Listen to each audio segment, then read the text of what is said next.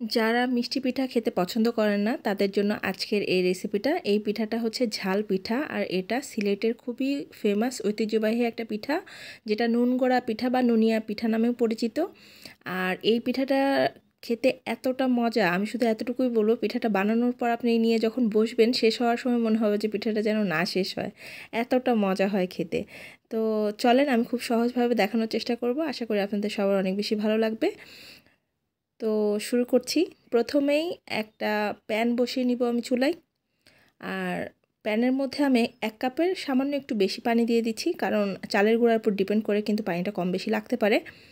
তো আমার চালের গুঁড়ার পানিতে একটু বেশি লাগে, এই জন্য আমি 1 কাপের একটু বেশি দিয়েছি। এখানে দিয়ে দিলাম একটা পেঁয়াজকে কুচি করে মিহি কুচি করে কেটে দিয়েছি, একটা বড় সাইজের কাঁচামরিচকেও মিহি কুচি করে এখানে আমি দিয়ে দিলাম। আর দিয়ে দিচ্ছি 1/4 চা চামচ হলুদ গুঁড়া, তারপরে দিয়ে দিচ্ছি 1/4 চা চামচ মরিচের গুঁড়া, আর দিয়ে দিচ্ছি 1/4 চা চামচ ধনিয়ার গুঁড়া, 1/4 চা চামচ জিরার গুঁড়া। এখন দিয়ে দিব স্বাদ অনুযায়ী লবণ, আর দিয়ে দিচ্ছি 1/4 চামচ করে আদা রসুন বাটা। দিয়ে এই মিশ্রণটাকে আমি মিনিট 2 ফুটিয়ে নিব মিডিয়াম হিটে। ভালো করে ফুটে উঠলে এখানে আমি চালের গুঁড়াটা দিয়ে দিচ্ছি, দিয়ে আলতোভাবে নেড়ে কিন্তু আমি একটা ডো করে নিব, মানে কাই করে নিব আটার। আর এ পর্যায়ে কিন্তু চুলার হিটটা অবশ্যই লোতে করে দিব, যাতে পানিটা খুব তাড়াতাড়ি শুকিয়ে না যায় এবং কাইটা খুব ভালো হয়। তো অনবরত নেড়ে আমাকে কাইটা করে নিতে হবে। এটা নামানোর আগে দিয়ে আমি এখানে দিয়ে দিব হচ্ছে ধনিয়া পাতা কুচি। এটা শেষে দেওয়ার কারণ হচ্ছে কালারটা খুব সুন্দর থাকবে এবং পিঠা বানানো প্লাস ভাজার পরেও কিন্তু দেখতে খুব সুন্দর লাগে এবং ফ্লেভারটা খুবই ভালো আসে। তো এই জন্য এটা লাস্টে দিয়েছি আমি। নেড়ে চেড়ে একটা ছড়ানো প্লেটের মধ্যে আমি কাইটাকে নামিয়ে নিচ্ছি এবং সামান্য একটু ঠান্ডা করে, মানে গরম থাকতে থাকতেই কিন্তু আমি হাত দিয়ে মথে এটাকে এখন একদম সফট ডো বানিয়ে নিতে হবে, যাতে খুব ভালো করে রুটি বেলা যায়। তো আপনারা ভিডিও দেখতেই পাচ্ছেন যে আমি কিভাবে করছি, ঠিক এভাবেই ডোলে ডোলে আমি ডোটা করে নিব। তো আমার ডোটা অলমোস্ট মাখানো শেষ, দেখবেন যে একদম সফট স্মুথ হয়ে গেছে, তখন বুঝবেন যে আপনার ডোটা কমপ্লিট হয়ে গেছে।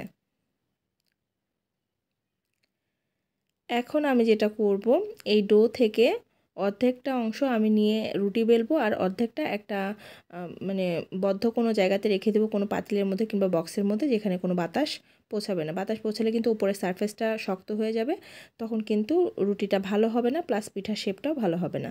নিচে একটু আটা বিছিয়ে নিচ্ছি, নিয়ে খুব ভালো করে আমি একটা রুটি বেলে নিব।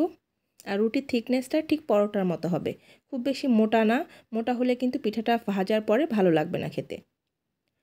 তো দেখতেই পাচ্ছেন এটা কিন্তু একদম পরোটার মতোই হয়েছে। আর আমি একটা ডাইসের সাহায্যে এটা কেটে নিচ্ছি, আপনারা যে কোনো কুকি কাটার দিয়ে এই পিঠাটা কেটে নিতে পারেন। আমি এটা হচ্ছে কেকের মোল্ড দিয়ে কাটছি, যাতে কর্নারগুলো একটু ভালো ডিজাইন হয়, এই জন্য। আপনারা চাইলে নর্মাল কুকি কাটার দিয়েও এই কাজটা করতে পারেন। তো এই যে দেখেন চারিদিকটা দেখতে কিন্তু খুব সুন্দর লাগছে। এখন এভাবে আমি বাকি পিঠাগুলোও কেটে নিব, আর একটা রুটি থেকে কিন্তু বেশ অনেকগুলো করে পিঠাই হয়। আমি এভাবেই বাকি পিঠাগুলোও বানিয়ে নিব। আর এই পিঠাটা বানানোর পরে কিন্তু একটা আরেকটার সাথে ওইভাবে লেগেও যায় না। সো আপনি একবারে সব বানিয়েও কিন্তু ভাজতে দিতে পারেন, কোনো সমস্যা নেই। তো আমার পিঠাগুলো সব বানানো শেষ, এখন আমি চুলায় চলে যাচ্ছি। চুলায় কিন্তু অলরেডি আমি একটা প্যান বসিয়ে দিয়েছি, আর বেশ খানিকটা তেলও গরম করতে দিয়ে দিয়েছি। মিডিয়াম হাই হিটে তেলগুলো গরম হয়ে গিয়েছে, এখন আমি পিঠা একটা একটা করে ছেড়ে দিব। আর এই পিঠাটা মিডিয়াম হাই হিটেই ভাজবেন, তাহলে কিন্তু খুব তাড়াতাড়ি সুন্দর করে ভাজা হয়ে যাবে, যেহেতু এটা সেদ্ধ করা আছে ডোটা, তো খুব একটা বেশি সময় লাগবে না। আর দেওয়ার সাথে সাথে দেখেন কত সুন্দর করে ফুলে গেছে, মনে হচ্ছে ছোটো ছোটো পুরি, কিন্তু এটা মানে এত সুন্দর লাগে, দেখার চাইতে খেতে বেশি মজা লাগে এই পিঠাটা। তো এক পাশটা ভাজা হয়ে গেলে আমি উল্টে আর এক পাশটা করে দিচ্ছি, যাতে ওই পাশটা খুব ভালো করে ভাজা হয়ে যায়।